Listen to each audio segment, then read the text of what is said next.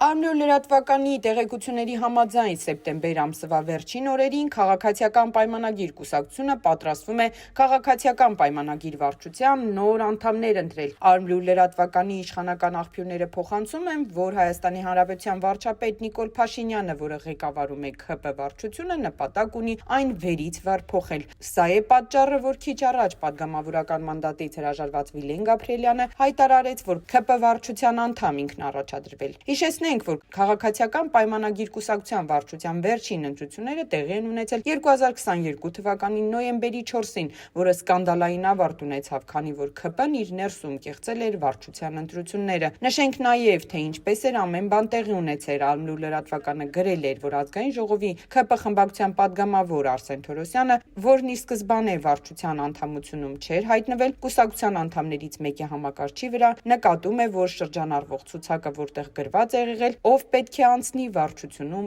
ով ոչ, բացահայտում էր արել, որից հետո սկսվել էր թեժ քննարկումները։ Նա լուսանկարել էր շրջանառվող այդ ցուցակն ու վերահաշվարկ պահանջել։ Ու միայն վերահաշվարկ իրականացնելիս ՔՊ վարչությունը հրապարակել էր իր 15 նոր անդամներին։ Եվ այսպես վարչությունը ղեկավարում է Նիկոլ Փաշինյանը, անդամներն են Սուրեն Պապիկյանը, Ռուբեն Ռուբինյանը, Տիգրան Ավինյանը, Գևորգ Պապոյանը, Սասուն Միքայելյանը, Արայիկ Հարությունյանը, Արփինե Դավոյանը, Գնել Սանոսյանը, Վահագն Ալեքսանյանը, Ալեն Սիմոնյանը, Վաղարշակ Հակոբյանը, Արմեն Փամբուխչյանը, Արսեն Թորոսյանը եւ Ռոմանոս Պետրոսյանը։